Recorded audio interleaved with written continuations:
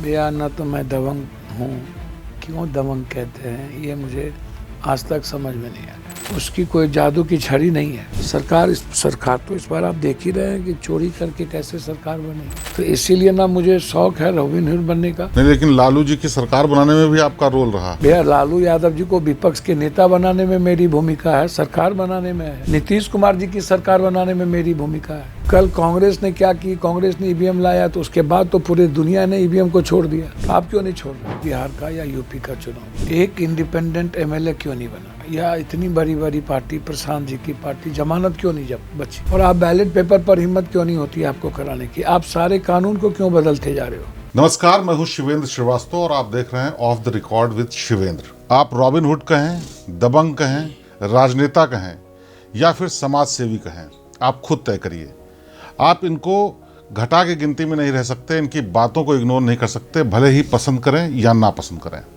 पप्पू यादव एक ऐसा नाम है बिहार की राजनीति में जिसने कई दशकों तक लोगों को न सिर्फ जोड़े रखा बल्कि जहां जुड़ नहीं पा रहे थे लोग वहां पर भी मौजूद रहे। पप्पू यादव जी, बहुत बहुत स्वागत है आपका हमारे इस कार्यक्रम में। नमो बुद्धाय। आपकी जो छवि है शुरू से, उस छवि से इतर बहुत से ऐसे काम करते हैं जिससे कि लगता है कि आपको क्या समझा जाए। भैया ना तो मैं दबंग हूँ, क्यों दबंग कहते हैं ये मुझे आज तक समझ में नहीं आया। मैं भी उस चीज़ को समझूँ ना भाई जी। आज़ाद हिंदुस्तान के पहले और बाद में सिंगल आदमी, मैं आपसे कह रहा हूँ, जैसे इस बार भी बिहार का या यूपी का चुनाव जी। एक इंडिपेंडेंट एमएलए क्यों नहीं बना? या इतनी बड़ी बड़ी पार्टी, प्रशांत जी की पार्टी, जमानत क्यों नहीं जब बची? जी।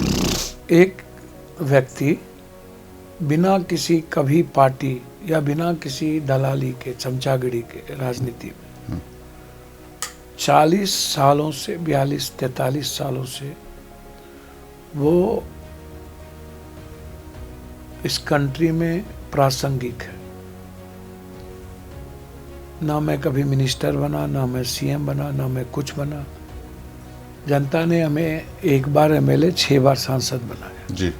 और हर आदमी की नीड्स में ही क्यों, और भी नेता पैदा हुए, जाते वहाँ लोग मदद होती। जी। जब दुनिया मदद नहीं करती है तब तो मेरे यहाँ आते हैं लोग। बिल्कुल। या तब तो मैं कोरोना में बाहर जाता हूँ, या कोरोना में दिल्ली में अन्य जगहों पे, या घटना कहीं घटित होती है तो मैं जाके मदद करता हूँ। बिल्कुल। या कोटा में ट्रेन भेजता हूँ, या मैं खुद अन्य मुद्दों को लेके जाता हूँ। मैं यदि नेता और मुख्यमंत्री मदद करने लगे, आप हमको एक बात बताओ, अरविंद केजरीवाल साहब चुनाव यहाँ हार गए। बिल्कुल। बीजेपी के मुख्यमंत्री चुनाव हार गए कई जगहों पर। नवीन पटनायक जी चुनाव हार गए। झारखंड में बीजेपी के वर्तमान प्रेजेंट मुख्यमंत्री चुनाव हार गए। यूपी में कई बार चुनाव हारे। नहीं तो यही क्या कमाल है जो पप्पू यादव जी को। की बातें तो है, कोई दबंग आदमी तो हो नहीं सकता। कोई दबंग तो बहुत लोग हैं दुनिया में, पैसे हैं, लाखों करोड़ रुपया है। हमारे पास तो कुछ भी नहीं है। बहुत सारे बड़े बड़े लोग दबंग हैं, जाति से मजबूत है। हम तो 35-36 साल बाद लालू जी, मुलायम सिंह के बाद पैदा हुए, तो जाति मेरे साथ भी नहीं है। नहीं, लेकिन लालू जी की सरकार बनाने में भी आपका रोल रहा। भैया लालू यादव जी को विपक्ष के नेता बनाने में मेरी भूमिका है, सरकार बनाने में है। बिल्कुल। नीतीश कुमार जी की सरकार बनाने में मेरी भूमिका है। कह दे नीतीश जी नहीं है, पप्पू यादव की भूमिका। पहली बार पप्पू यादव ने नीतीश जी की मुख्यमंत्री बनाने में साथ थे कि नहीं? सबसे मजबूती के साथ थे। भूमिका होना अलग पार्ट है। जो मुझे अच्छा लगा मैं उस भूमिका को निभाया। तो इस बार भी सरकार बनाने में पीछे से कुछ रोल रहा, कुछ मदद की आपने? लेकिन आप जिस बात को बार बार रॉबिन हुड का क्या औचित्य है भैया? हाँ, वो मेरी लाइफ स्टाइल है, मेरा जीवन है, मेरी ऊर्जा है। मैं नहीं जी सकता हूँ बगैर लोगों की मदद की। लोग कहते हैं आत्मसंतुष्टि, आप किसी को खुश रहना हो तो 9 घंटा सो, तो ये करो, तो ऐसा करो, हेल्थ को अच्छा रखो। हॉकिंस का, भाभा का, या कंट्री भाभा, जेम्स, क्या कहते हैं, आइंस्टीन, ये सब पैदा क्यों नहीं करता? सिर्फ बाबा ही क्यों पैदा करता है? एक अच्छा नेता क्यों नहीं पैदा करता? तो ये कोई मैटर ही नहीं है। आप इसको बेकार की बातें मुझे समझ में नहीं आती। अरे नहीं, भैया दबंग का मतलब ये नहीं कि आप कोई किसी को पर दबाव का मतलब ये कि जो अपनी बात को अपने तरीके से पुरजोर तरीके से कह लेते हैं, मनवा लेते हैं। आजकल के दबंग का टेक्नोलॉजी बदला हुआ। नहीं, उसको बाहुबली कहते हैं। तो भैया इसीलिए मैं आपको कह रहा हूँ, क्या कौन बोल दे जी, मैं ना अमित शाह जी हूँ, ना जोगी जी हूँ, ना अन जी हूँ, ना कोई जी हूँ। मैं सिर्फ इतना जानता हूँ कि एक सेवक हूँ और मेरी कोशिश होती है हर गरीबों का आंसू में पोंछूं, न्याय मिले, न्याय तुरंत मिले। तो हमारे पास जी उसकी कोई जादू की छड़ी नहीं है। तो इसीलिए ना मुझे शौक है रॉबिन हुड बनने का। वो मेरी ज़िंदगी में आनंद मार्गी हूँ। मेरी फैमिली का बैकग्राउंड जो रहा है, जो संस्कार दिए हैं, उसको मैं काम करता हूँ। तो ना मैं सेवक हूँ और बेटे की तरह करता हूँ। मुझे कोई मतलब इस कंट्री के राजनीतिक वे जो है, हिंदू मुसलमान, बैकवर्ड फॉरवर्ड या जात पात, ये सब से मुझे कोई लेना देना नहीं, कोई दूर दूर तक नहीं। बस मैं इतना आपको बता दूं कि मैं लगातार प्रयास करता हूं मदद करने का। और जहां तक सरकार तो इस बार आप देख ही रहे हैं कि चोरी करके कैसे सरकार बनी, किस अधिकार को छीना गया, कैसे पूरी साजिश रची गई है। अरे भैया, हमारे नेता आपसे राहुल गांधी जी कुछ कहते हैं, कभी कहते हैं ईवीएम का सॉफ्टवेयर कौन लगाता है, चुनाव नॉमिनेशन के बाद ईवीएम तैयार किए जाते हैं, तब तो वो उस विधानसभा में कौन कौन लोग कैंडिडेट बने उसी हिसाब से सेट होता है। तो कौन करता है? क्या मशीन वाले कर रहे हैं? कौन करता है? और दुनिया को पता है, दुनिया के सारे एयरलाइन से लेकर के सबने कहा कि ये जहर है, इसको ये गलत है, ये डेमोक्रेसी के लिए सही नहीं है ईवीएम। कल कांग्रेस ने क्या की, कांग्रेस ने ईवीएम लाया तो उसके बाद तो पूरे दुनिया ने ईवीएम को छोड़ दिया। तो आप क्यों नहीं छोड़ रहे हो? और आप बैलेट पेपर पर हिम्मत क्यों नहीं होती आपको कराने की? आप सारे कानून को क्यों बदलते जा रहे हो जब आपको डर नहीं है? लेकिन इस बार तो एसआईआर का बता रहे हैं कि एसआईआर के जरिए एसआईआर सिर्फ थोड़ी है, एसआईआर ही सिर्फ थोड़ी, एसआईआर तो एक बड़ा मुद्दा है जिसमें आप गलत तरीके से लोगों को का नाम काट रहे हो, जिंदा लोगों का नाम काट रहे हो, दलित, आदिवासी, माइनॉरिटीज़, ईबीसी को आप ख़त्म करना चाहते हो। जैसे नौकरी ख़त्म करके आरक्षण ख़त्म कर दिए, क्योंकि आपको लगा आरक्षण ख़त्म करेंगे तो विद्रोह हो जाएगा, तो नौकरी ही ख़त्म कर दो जहां आरक्षण की जरूरत ना पड़े। लेकिन आज उधर साउथ की तरफ भी चुनाव के नतीजे है, उसमें एकदम बीजेपी ने विपक्ष को हरा दिया 40 साल बाद। कहीं नहीं, वो जो वहाँ के लोकल इलेक्शन हुए नहीं, कहीं नहीं, त्रिवेंद्रम में एक जगह बस, और कहाँ? तेलंगाना में तो कहीं बीजेपी दूर दूर तक नजर नहीं आए। कहाँ पर नजर आ गए बीजेपी आपको? नहीं, तो क्या लगता है इस बार जो एसआईआर मुद्दा बना, जैसे अब यूपी में भी एसआईआर होने जा रहा है, तो क्या ये 2027 की तैयारी हो रही है? मैं वही बात तो कह रहा हूँ। मैं आपको क्या कह रहा हूँ, ये पूरे देश की डेमोक्रेसी को खत्म करना चाहते हैं। ये पूरा देश मशीन हैक करके चुनाव जीतना चाहते हैं। ये पूरा देश सिस्टम को हैक करके चुनाव जीतना, सारी संस्थाओं पर इनका कब्जा। ये आप लोग कहते हैं, विपक्ष लगातार ये बात कह रहा है, मुद्दे को उठा रहा है, लेकिन क्या लगता है आपको, क्या सोल्यूशन है इसका? क्या करेगा भैया? सोल्यूशन इस कंट्री में इंडिगो जैसी चीज़ें, किसान जैसी चीज़ें हैं पर विद्रोह नहीं होता है। यूपीएससी बीपीएससी चोरी हो जाती है। सर 200 400 500 रुपया फीस देने वाले बच्चों पर आप जीएसटी लगा रहे हो, तब क्रांति नहीं होती है इस कंट्री में। 500 फॉर्म 200 का फॉर्म भरने वाले, 500 का फॉर्म भरने वालों पर आप 100 जीएसटी लगा रहे हो, और तब क्रांति नहीं हो रही। आप हमको एक बात बताओ, आपका बेटा कहीं फॉर्म भरने जाए और फॉर्म 500 रुपया का और 100 रुपया जीएसटी लग जाए, 500 रुपया कौन बच्चे देने की स्थिति में इस कंट्री में है भैया? 120 करोड़ आम आदमी, आप हमको बता दो।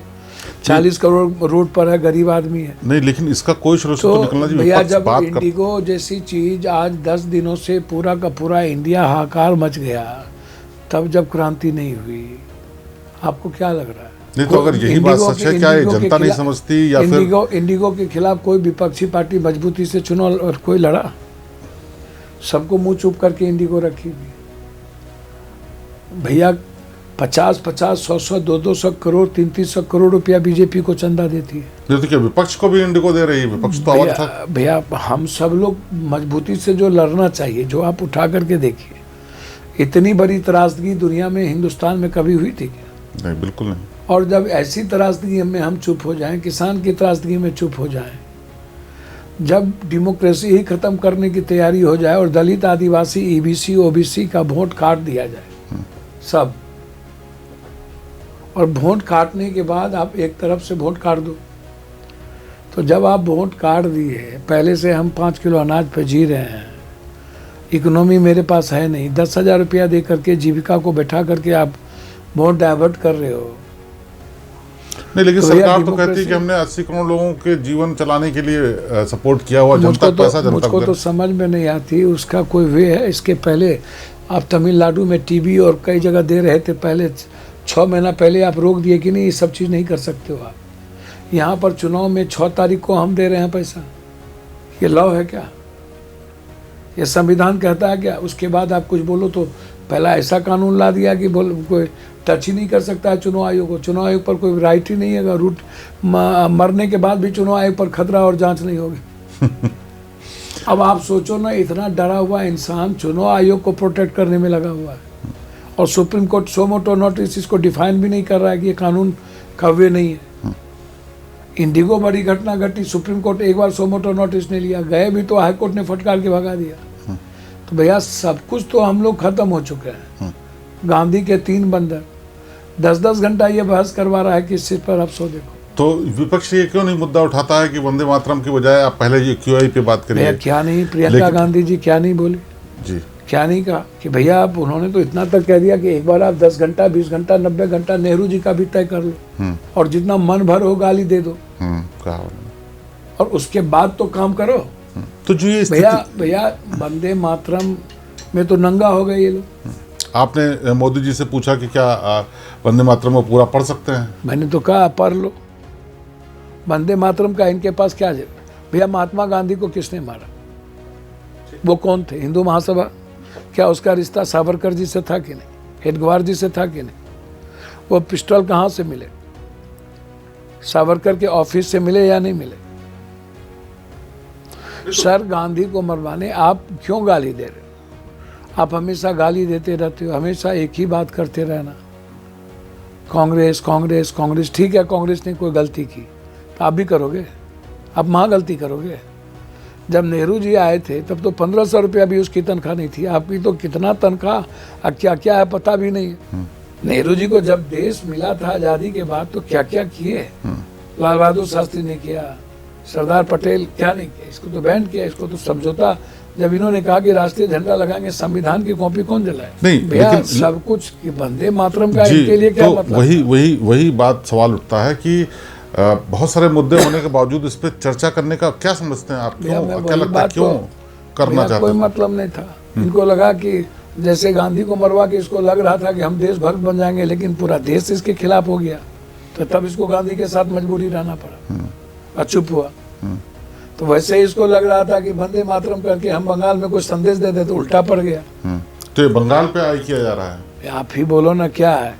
जब कभी ये जाते हैं तो बंगाल का रविन्द्रनाथ टैगोर वाला दाढ़ी टोपी लगा के जाते हैं, फिर कभी पंजाब जाते हैं तो वहाँ पर दूसरा टोपी लगा लेते हैं, उड़ीसा जाते हैं तो तीसरा टोपी लगा लेते हैं, बिहार जाते हैं तो द्वारकाधीश हो जाते हैं। भैया अजीब कहानी है, इतना बड़ा रुपया तो मैंने लाइफ में देखा ही नहीं दुनिया। नहीं, लेकिन ये तो फिर बड़ा कलाकार है। ये तो विपक्ष के लिए बड़ा चैलेंज है कि भाई जब कोई अगर इतनी तैयारी इतनी उसके साथ कर रहा है तो विपक्ष को इसकी काट ढूंढनी पड़ेगी। तो क्या विपक्ष के लिए चैलेंज क्या है? सारा पैसा इसके पास है, इसके 10-10 अरब रुपया खरब रुपया इसके पास है, 10-10 करोड़ 1000 करोड़ तो इसके अकाउंट में है, पार्टी के अकाउंट में। कांग्रेस किसी के पास, विपक्ष के पास तो पैसा है नहीं, तो कहाँ से लड़ोगे? उसके बाद सारे सिस्टम को हैक करके रखे हुए हैं, कहाँ से लड़ोगे? आप हमको जरा बताओ ना। परिसीमन अपने तरीके से करता है, जब मन जो आता है सो करता है, सही बात कभी करता ही नहीं है। भैया ये तो 10 सीट और ना बच गया, आ गया होता तो नीतीश कुमार तो गए थे। ठीक है।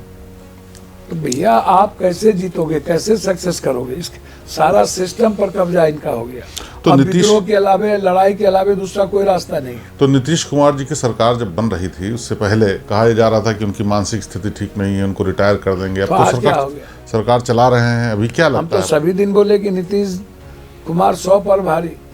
पहले नीतीश कुमार को हम लोग अलग हुए नहीं होने देना चाहिए, आज सीन ही अलग होती। हम तो अभी भी कह रहे हैं कि नीतीश कुमार जी और चंद्रा बाबू नायडू को ला करके बना दो पीएम।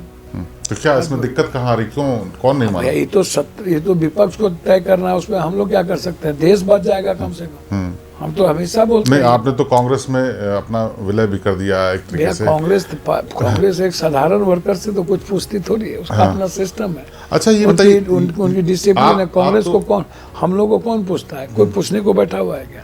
अच्छा, सच्चा सही आदमी को कोई पूछता भी नहीं। हाँ, वो तो चुनाव में दिखा कि जिस तरह से आपके साथ हुआ वो भी बड़ा अप्रिय घटना थी। ऐसे ही अभी लोकसभा की कार्रवाई के दौरान अमित शाह जी ने आपको उसी पे तंज कस दिया कि आपको टिकट तो देते नहीं। नहीं, हम नहीं थे, कोई और था। हम सदन में नहीं। आप नहीं थे? नहीं। तो आप कहा तो बेनीवाल जी या कोई और थे, हमको नहीं हुआ। अच्छा, तो आपको क्यों कांग्रेस ने अपने में शामिल किया? फिर कांग्रेस ने क्या मतलब क्या डिफरेंस? कांग्रेस को ना तय करना, उसमें हम कहाँ है ना। नहीं, लेकिन इतने इम्पोर्टेंट नेता जिसके पीछे इतना आधार है, 7 बार वो समझेंगे, 7 बार के सांसद, आप इम्पोर्टेंट समझ रहे हैं, वो नहीं समझेंगे, तो उसमें मैं क्या कर सकता हूँ? मेरी तो कोई गलती नहीं है।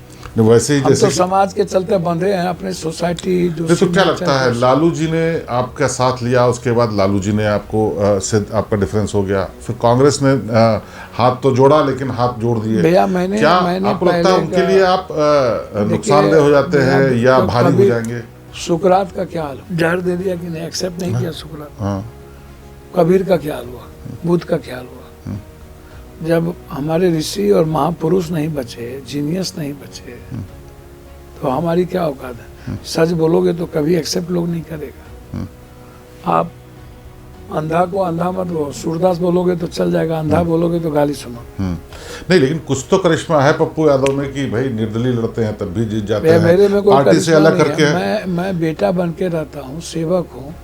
मैं इतना जानता हूँ कि कोई करिश्मा नहीं है, बस बेटे की तरह जो मिलना होता है मिल जाता है। नहीं, लेकिन ऐसा बहुत कम राजनेता करते हैं। आपने कई जगह कहा कि आपने 9000 बीघे जमीन थी, वो सब खत्म कर दी। 250 करोड़ से ऊपर ज्यादा बाप दादे छर दादे को जब मथुरा से आए थे वृंदावन में बहुत कुछ थी। जब कामत पे आए तो 2200 बीघा 2400 बीघा का हिस्सा था जब अंग्रेज के समय। तो रहने के लिए तो एक जमींदार परिवार से हम लोग थे। आज भी एक जमींदारी प्रथा का जो चलन है वही दिखता है। जूरी कोट थे मेरे दादा, आजाद हिंदुस्तान के बाद पहली बार प्रधान बने मेरे दादा, तो सब तो थे ही। नहीं, पिताजी 32 साल रहे, आनंद मार्गी थे। नहीं, तो इसमें क्या सच्चाई है? आपने सिर्फ समाज सेवा के लिए, लोग चुनाव के लिए बहुत पैसा खर्चा करते हैं, लेकिन लोगों को खिलाने के लिए, रखने के लिए मदद, सेवा आश्रम देख लो पीछे। नहीं, ये मैं सारा जानता हूँ, सेवा आश्रम चल रहा है। मैं क्या कर सकता हूँ? मैं दुनिया की मदद ही तो कर सकता हूँ। दुनिया को कैसे छोड़ दूँ सड़कों पर? गरीब आदमी को कैसे छोड़ दूँ? हालात अच्छे नहीं। तो ये जो 120 करोड़ लोगों के हालात अच्छे नहीं है। ऐसी परिस्थिति में पान न पान की डंटी, जो मेरे नॉलेज में आता है, मेरी कोशिश होती है उसकी मैं मदद। नहीं, तो सरकार कहती है हम तो 80 करोड़ लोगों को अनाज खिला रहे हैं। तो वही तो मैं कह रहा हूँ, 5 किलो अरवा चावल खिला करके जिंदगी खत्म कर रही है सर। इकोनॉमी देगी नहीं, उसके एजुकेशन। आप दूसरे कंट्री जाओ, कहीं प्राइवेट स्कूल का बहुत सारे कंट्री में नहीं है, प्राइवेट अस्पताल नहीं है। यहाँ प्राइवेट अस्पताल और स्कूल के बगैर भारत को चलना ही नहीं है।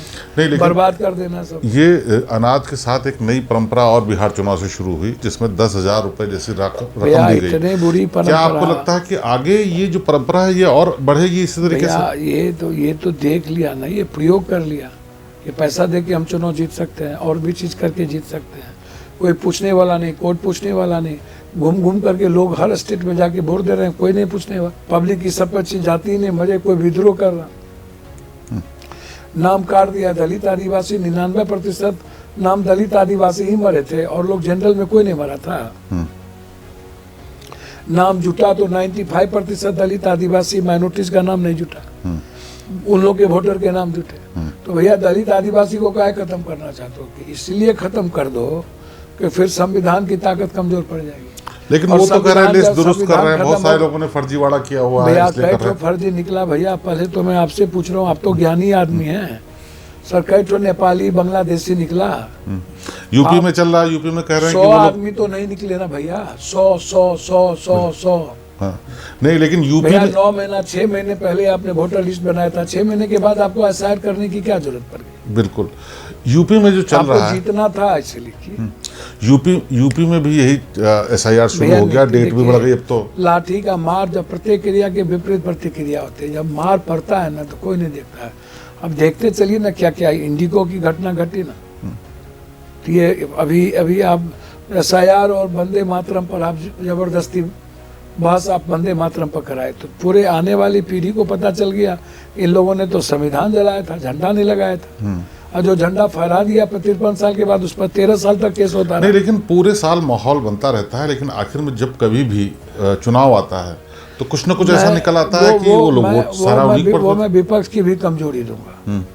अब बिहार में जिस तरीके से हम सीटें बंटवारे अंतिम दिन तक करते रह गए, बंटवारा का तो लड़ाई इन लोगों के बीच भी थी, बिल्कुल, लेकिन अंतिम दिन तक करते रहना, पहले ये नहीं करना और पहले सुचित्रता नहीं रखना, वर्कर को तवज्जो नहीं देना, इनको समझना नहीं।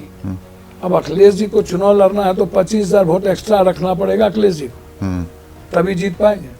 बिल्कुल, जब तक 20,000 वोट एक्स्ट्रा अखिलेश जी नहीं हाथ में लेके चलेंगे, जीतने की कोई संभावना नहीं होगी। ये चोरों से कैसे लड़ोगे भाई? सारे पैसे 100-100 ठो हेलीकॉप्टर ले आता है भैया, 100 ठो हेलीकॉप्टर, यहाँ तो हेलीकॉप्टर नहीं था।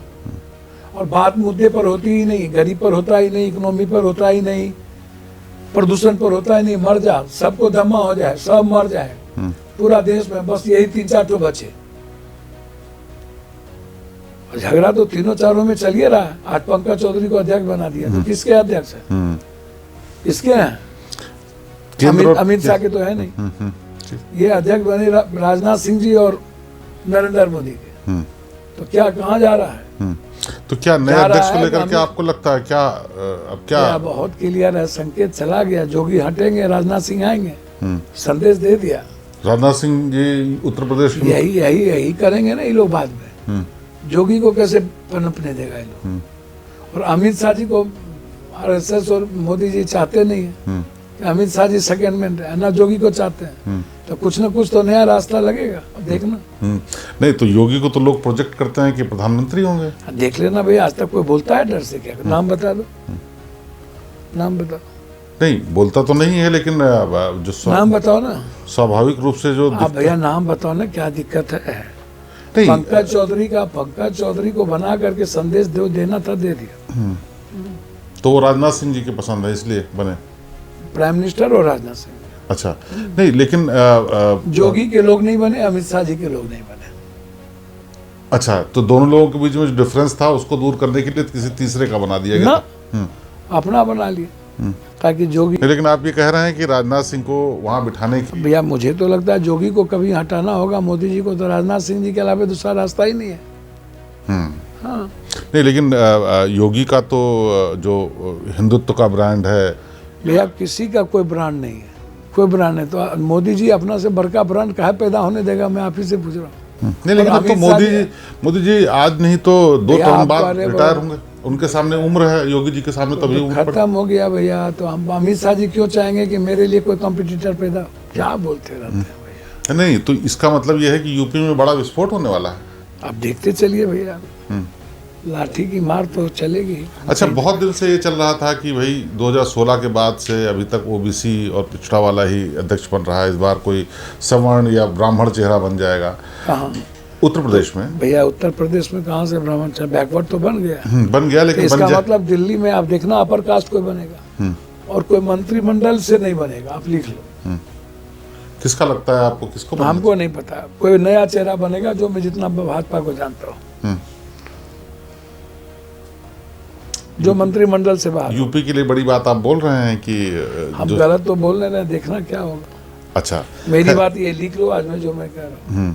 पंकज चौधरी बनने के बाद मेरे लिए जो पॉलिटिकल गणित है यही कहता है कि वहाँ की सत्ता परिवर्तन होगा, मेरे ख्याल से। अच्छा, पावर सेंटर 2-3 जगह तो नहीं रह सकता। हाँ। और अमित शाह जी तो अपने कॉम्पिटिटर को जिंदा खड़ा नहीं रख सकते। तो अब ऐसे ही बताइए, बिहार में क्या लगता है आपको, जो अभी सिचुएशन बनी है, इतनी सीटें आ गई, बिहार सिचुएशन टफ है। आप 5 ठो विधानसभा चुनाव होने दो, उसके बाद देखना। तेजस्वी को देख के लगता था कि वो जो है बड़ा कमाल कर देंगे। ऐसा नहीं है, गलती किसी से नहीं हुई है, गलती तेजस्वी जी से कुछ हुई होगी, गठबंधन से हुई, लेकिन ये चुनाव तेजस्वी या गठबंधन हारा नहीं है। मैं आपको क्लियर कर रहा हूँ, बिल्कुल। ये हराए गए हैं, सारे तिक्रम लगाए गए हैं, सारे अधिकार छीने गए, डेंजरस घटना है। डेमोक्रेसी के लिए इससे बड़ा डेंजरस कुछ नहीं हो सकता। क्या आपको लगता है लालू फैमिली में जो थोड़ा डिस्प्यूट हुआ ये भी इसकी बड़ी वजह नहीं, लालू फैमिली में क्योंकि तेज प्रताप लगातार ऐसा कुछ नहीं है, मतदाता कहीं नहीं, ऐसा कुछ नहीं, ऐसा कुछ नहीं है। संदेश बहुत क्लियर है, वोट पहले से ज्यादा पड़े हैं, आप उठा के देख लो, जोड़ लो। 9% वोट कांग्रेस को पड़ा है, 1.25 करोड़ के लगभग आरजेडी को वोट पड़ा है, तो इसीलिए वो सब गलत फहमी में नहीं रहने। तो ये जो अच्छा एक और चीज़, आप तो बहुत करीबी रहे लालू परिवार के, बहुत सारी चीज़ें जानते हैं, जो ये सब पूरा घटनाक्रम हुआ, रोहिणी आचार ने लगाया आरोप, तेज प्रताप ने अलग बात कही, ये सब घर घर की कहानी है। परिपक्व होना चाहिए, घर की चीजें बाहर नहीं जानी देना चाहिए। कुछ चीजें हैं जो चल रही है। देखिए मैं एक बात बताता हूँ, मैं ये नहीं कहूँगा कोई संजय यादव या ये या फलना चिलना, लेकिन जो जिसका सम्मान लालू जी करते थे, रघुवंश बाबू तो शिवानंद तिवारी, तो इलियास हुसैन, तो रामजीवन सिंह, तो फलना बाबू, ये तो वो रेस्पेक्ट इधर नहीं हुआ। जो बुजुर्ग थे लालू यादव जी के, जो पीढ़ी के समय के लोग थे, मजबूत थे, आपको उनको साथ रखना चाहिए। जगता बाबू जैसे लोग, इस सबको साथ लेके चलने की जरूरत थी, रखते आप। तो क्या वहाँ की राजनीति में खासकर लालू परिवार में सेकंड लाइन जो है वो हावी हो गई या पुरानी वाली? अब उस पर मैं नहीं कुछ कह पाऊंगा और मुझको कहने की जरूरत भी नहीं है। मुझको लगता है कि अपने तरीके से चक्र जो है ना दुनिया चलाती रहती है। क्या है वो तो तेजस्वी यादव जी जाने, वो परिवार जाने, लेकिन मुझे लगता है कि लालू यादव जी की बड़ी योगदान, बड़ा भूमिका जो रहा है समाज में, कर्पूरी ठाकुर और जगदेव बाबू के बाद एक बड़ा सामाजिक न्याय और सामाजिक संघर्ष में रामविलास जी, लालू जी, नीतीश जी, जॉर्ज, मुलायम सिंह यादव जी, शरद यादव, ये सब लोगों की बड़ी भूमिका रही है। और लालू यादव लंबे समय तक 15-15 साल रहे हैं। मुझको लगता है कि लालू यादव जी को बहुत सारे चीज समझने की जरूरत थी, लेकिन कुछ चीज बिखरते चला गया, हम उसको समेट नहीं पाए। घर में इंटरनल किसी को प्रवेश करने की इजाजत नहीं देनी चाहिए। मैं इतना जानता हूँ, परिवार होता है, परिवार के रेस्पेक्ट का ख्याल रखना चाहिए। क्या ये लोग ज्यादा हावी हो गए थे? ज्यादा नहीं, मैं ये नहीं कह पाऊंगा कि कौन हावी है, कौन चीजें नहीं है। जो दिखता है वो बहुत कुछ सही नहीं था। अच्छा, एक नैरेटिव और इस चुनाव में बीजेपी स्थापित करने में कामयाब रही कि जंगल राज है, जैसे यूपी में पहले चला आया कि जंगल राज हो जाएगा, ऐसे ही यहाँ पे। एक बात बताइए, 20 साल से आप हो, अब 20 साल पहले की बात आज आप कैसे कर सकते हो? आपसे बड़का महागुंडा राज दिल्ली, अभी भी तो दिल्ली मार रहा है, दिल्ली काट रहा है, दिल्ली गोली चल रही है, बेटी के साथ बलात्कार हो रहा है, हर दिन चीजें हो रही है। आप उठा करके देख, तो आप उठाओ, देखो क्या हो रहा है। नहीं, ठीक है, बिहार की स्थिति, अब गुंडा राज की स्थिति है, दिल्ली जमीन माफिया, बालू माफिया, शराब माफिया, सब कुछ बर्बाद कर रहा है। उठा के देखो। अच्छा, चलिए अब राजनीति से हटकर थोड़ी सी आपके व्यक्तिगत जीवन के बारे में बात करते हैं। जब से आपने राजनीति शुरू की उसी वक्त आपकी जो परिवार की प्रेम कहानी थी वो भी शुरू हो रही थी। बड़े किस्से चर्चा में आते हैं कि पप्पू यादव जिस तरह से दिखते हैं उससे कहीं अलग उस वक्त बहुत ही प्रेमी जी जिसको बोलते हैं। मैं अभी भी कह रहा हूँ कि आप प्रेम का ही रास्ता है। आप जरूरी नहीं है कि हर बातों में प्रतिक्रिया दो, पेशेंस ना हो। विनम्रता, हमारे भारत की जो सभ्यता और संस्कृति रही है बहुत विनम्र है, बहुत सरल है। एग्रेशन बहुत जरूरी नहीं है। एग्रेशन, आप गलत आदमी के खिलाफ हो तो उसको भी बहुत तरीके से करो। बिल्कुल मैं हूँ, गलत आदमी के खिलाफ हो। मैं जो दूसरे जाति और दूसरे के अधिकार को छीनता है, गरीबों को तंग करता है और जो दूसरों के पैसा लूट करके घर भरता है, मैं उसके खिलाफ हूँ। तो मेरी जो शालीनता थी, जो संस्कार था अनमार का, माँ बाप का, वो बिल्कुल उस रास्ते और उस पथ पर था। 90 में हम MLA बने, हमारी उम्र 22 साल की थी। 91 में हम MP बन गए, बहुत कम। उसके पहले कॉलेज प्रेसिडेंट थे। बाप फादर 2 बार MLA का, MP का चुनाव लड़े मधेपुरा से, MLA का सिंहेश्वर से। माँ मेरी पूर्णिया से लड़ी। आप जिंदगी में सोच नहीं सकते हो कि दुनिया में 6 बार 7 बार इंडिपेंडेंट MP बनना, ये वर्ल्ड की हिस्ट्री में कोई नहीं था। तो इंसान है, मोहब्बत के अलावे तो आप जी ही नहीं सकते हो। साधना भी करते हो तो उसके पीछे थॉट प्रोसेस है। नहीं, लेकिन मैं उस जो समाज से प्रेम है उसकी बात नहीं कर रहा हूँ, मैं आपके वही की परिवार बात के। मैं भी देखिए ना, तो आपका इमोशंस नहीं है क्या भाई के प्रति, बहन के प्रति? आप सुबह में जो कुछ खाते हो तो दोपहर अलग आपका स्वाद होता है, शाम में अलग स्वाद होता है। तीनों टाइम एक ही तरह का दे दो तो मन भिन्न आएगा, आप थाली फेंक दोगे। बिल्कुल। तो मनुष्य जीव प्रधान नहीं है, मन प्रधान है। तो मनुष्य फ्रीडम चाहता है। पिंजरे के पंछी रे तेरा दर्द न जाने कोई, बाहर से खामोश रहे भीतर से रोए। तो आप चिड़िया को भी आप पिंजरे में बंद नहीं कर रख सकते हो। आप उसको जो दुनिया का सब कुछ दे दो, वो खोल दो, भागेगा वो जीना चाहता है, वो फ्रीडम चाहता है। तो मनुष्य कैसे आप कैद कर लोगे? मनुष्य तो हमेशा कुछ कुछ चीजें चाहता है। तो मनुष्य का जो फिजिकल है वो आध्यात्मिक है, वो मानवीय मूल्यों से पड़ा है, वो रूढ़िवादिता नहीं है, वो ये नहीं हो सकता। तो इसीलिए प्रेम बहुत इम्पोर्टेंट है। नहीं, आपके बारे में तो एक किस्सा। वो जब हम भी कॉलेज लाइफ में थे, प्रेम तो आप कोई भी आदमी कौन प्रेम नहीं करता? नहीं, बड़ा आंखें हर अच्छी चीज को देखना चाहती हैं। बिल्कुल बिल्कुल ठीक कह रहे हैं, और प्रेम ही शायद सारी दुनिया का आधार है। लेकिन एक किस्सा बड़ा है कि शायद आप इतना ज़्यादा शिद्दत से चाहते थे कि आपने एक बार प्रयास किया कि अपने इंटर जीवन रिलीजन शादी हुई, निश्चित रूप से एकदम बिल्कुल सही बात है कि टेनिस ग्राउंड में हमारी मुलाकात हुई और 3 साल 4 साल तक चीज़ें चलती रही और कभी हाँ भी नहीं हुआ। तो एक लंबा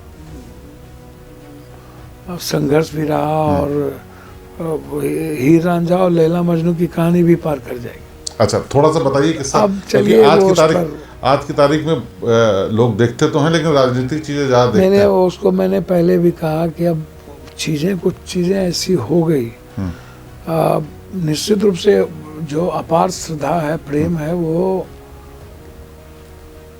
मेरे भीतर जो है, जो इमोशंस जिसको कहिए, फीलिंग है, वो बिल्कुल है। वो टचिंग अब नहीं मिलता तो थामेट तो पिए लिए थे। तो चीज़ें तो जब आप कुछ भी करते हो तो बड़ा अजीब होता है। अब उसको मैं इतना जानता हूँ कि love and war everything is fair. वो प्रेम जब जीवन में आप हमेशा एक अलग लाइफ जीना चाहते हैं। बिल्कुल। तो ये इतना संघर्ष में सामाजिक जीवन में अब अपने आप को क्या देखते हैं? पुराने वाले पप्पू यादव की तरह है आपके अंदर कुछ बचा हुआ, या अभी? क्या पप्पू यादव, मैं तो पहले भी एक आनंद मार्गी था। मैं जमींदार परिवार का लड़का हूँ और दुनिया की मदद तब भी करता, उससे ज़्यादा दुनिया की मदद मैं आज कर रहा हूँ। आज भी लड़ने का जज्बा उससे ज़्यादा है, उससे मरने का जज्बा आज भी मेरे भीतर बहुत ज़्यादा है। आज भी हम सच्चाई और मजबूती से साथ बोलते हैं। पहले तो थोड़ा सा मिक्स भी हो जाता था, अब तो और भी सच्चाई बोलने की हिम्मत जाग गई है, लड़ने की हिम्मत जाग गई है। ईमानदारी के साथ जीता हूँ, अवार्डेड मिला हुआ, 5 बार अवार्ड मिला हुआ है। लोकसभा के भीतर अधिक क्वेश्चन, अधिक डिबेट, 2013-14 में भी। जो मैं सोचता हूँ वो मैं करता हूँ। जहाँ से सारे रास्ते बंद होते हैं वहीं से पप्पू यादव का रास्ता शुरू होता है। दुनिया की जब सारी उम्मीदें खत्म हो जाए तो वहाँ पप्पू यादव खड़ा है।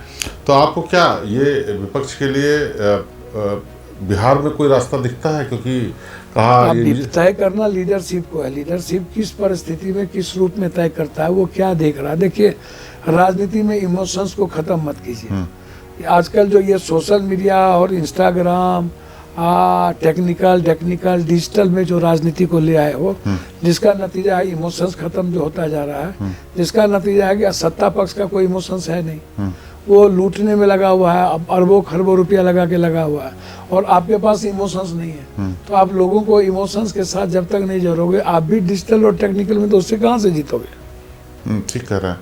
अच्छा, ये बताइए, जो बड़ी घटना हुई थी बिहार चुनाव के दौरान की आपको मंच पे नहीं आने दिया, नहीं, बेकार की बात है। बाद में जब आपकी मुलाकात हुई, बहुत सारा सोशल मीडिया पे चला। चलने दीजिए, सोशल मीडिया का मतलब ही है टीआरपी के लिए अपना काम करती है, तो आपकी व्यूअर्स के लिए। हमको कोई दिक्कत ही नहीं है। हम पप्पू हैं, हम बेटा हैं, और मैं इन लोग से ज्यादा व्यूअर्स मेरा है। आप उठा करके देखिए। बिल्कुल। तो इसीलिए पप्पू यादव की। तो आपकी जब बाद में मुलाकात हुई तो इस पे आप लोग हंसे नहीं, या मान लिया आप लोगों ने इस पे चर्चा नहीं की कि ऐसा क्यों हुआ? नहीं, इस तरह कोई चर्चा की बात ही थी ना, तो बात पे चर्चा काहे का होता है भैया?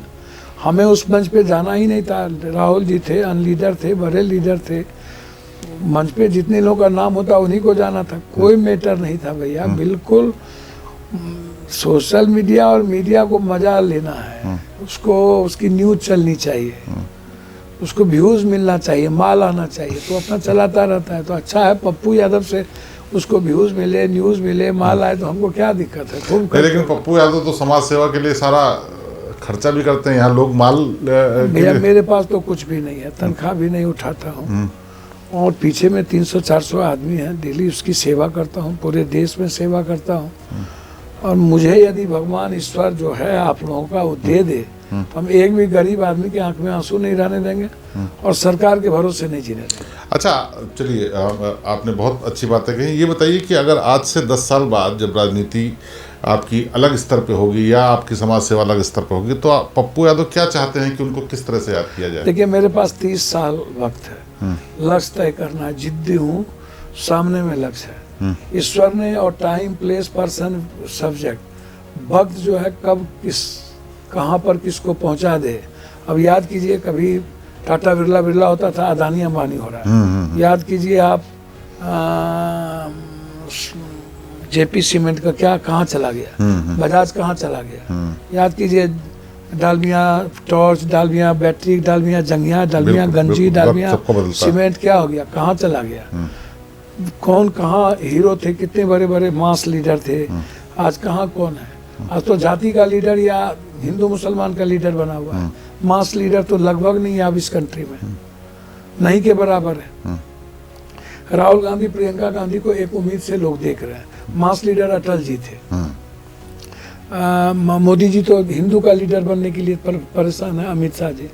तो मास लीडर अटल जी थे, मास लीडर राहुल प्रियंका जी है, मास लीडर इंदिरा गांधी थी, मास लीडर राजीव गांधी थे, जो सबके लिए, सबकी इकोनॉमी की बात, कंप्यूटर की बात, तो नौकरी की बात, आम आदमी की बात करते थे। तो जाति धर्म में नहीं उलझे कभी कांग्रेस। नहीं, लेकिन अब तो देखिए कहीं का भी चुनाव हो, वहाँ के जाति समीकरण सबसे पहले ध्यान दिया जाता है। बिहार में देखिए जाति समीकरण तो पूरा चुनाव हो गया। नीतीश कुमार जी के कारण ना, नीतीश कुमार जी ईबीसी के लीडर बन गए और ईबीसी के लैकिंग हो गए, और वो गलतियां लालू यादव से भी हुई और सबसे कुछ होती चली गई। तो जिसके चलते आज ये, और इसको समझने की जरूरत है। और मुझे लगता है कि उत्तर प्रदेश में अखिलेश ने बड़ी सीखा है, और अखिलेश सभी जाति को लेके चलने वाले में है, मुझको जो लग रहा है। पीडीए का फॉर्मूला है उनका। हाँ। क्या आपको लगता है 2027 में अखिलेश कुछ? भैया अभी तो पहले 5 चुनाव है, ये कांग्रेस, लेकिन उत्तर प्रदेश बहुत इम्पोर्टेंट है, आप बेफिक्र रहिए, मुझको लगता है बेहतर होगा कुछ न कुछ। और जो एक पावर है उसकी चोट पड़ेगी मोदी जी पर, आप देख लेना। क्या 27 के चुनाव से पहले भी कुछ सोच आपको लगता है? कुछ भी हो सकता है। अभी आप देखो ना भैया, मोदी जी कितने झूठ बोलते हैं। जाति जनगणना की जगह जनगणना कर दिया, जनगणना 2027 में जनगणना करे, तो जाति कहाँ लिखा हुआ, लिखा।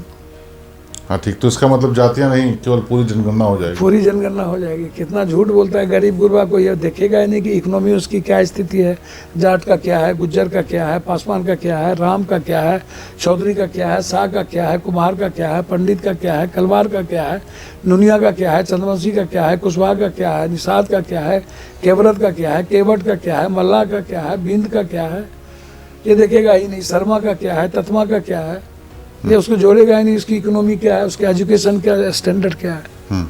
तो इससे क्या उनको डायरेक्ट फायदा क्या होने वाला है? किसको? कुछ नहीं। जो राहुल गांधी जो लगातार चाह रहे हैं, तो उसको ये बैलेंस करने की कोशिश कि हमने मांग की और हमने पूरी कर दी। और मैं कर रहा हूँ, जबकि ये दुनिया को पता है कि ये गलत कर रहा है। जैसे मंडल कमंडल के बीच में कमंडल ले आया था, ठीक, तो बड़ी ऊंची चीज है भाई। तो क्या आपको लगता है कि इसका कोई विकल्प आपको दिखता है, कोई संघर्ष, सड़कों पर लड़ना और भी या इसके गलतियों के लिए फाइट करना, इसको मौका नहीं देना, इसको रास्ता नहीं देना। आखिरी सवाल मेरा कि वही जो अभी मैंने आपसे पूछा था कि आज से 10 साल बाद पप्पू यादव अपने आप को किस तौर पे याद रखे जाना ज़्यादा पसंद करेंगे? मरूं तो सुभाष चंद्र बोस की तरह दुनिया देखे, बस एक सेवक के रूप में देखे, या कंट्री में एक चीज़ हो, कोई था कभी सच तो एक कबीर था, जो सच बोलने की हिम्मत करता था, एक बुद्ध के लाइन पर था, एक कबीर के लाइन पर था, सुकरात के लाइन पर था, जो मरना पसंद करता था, जो परेशान होना पसंद करता था, लेकिन कभी समझौता करना पसंद नहीं करता। जी, बहुत बहुत शुक्रिया। तो ये थे पप्पू यादव, जो कि अपनी बेबाक बयानों और बातों के लिए जाने जाते हैं, और ऐसे ही खुल के उन्होंने बात की। अगली बार फिर किसी ऐसी शख्सियत से मुलाकात होगी, तब तक मुझे दीजिए इजाज़त। नमस्कार।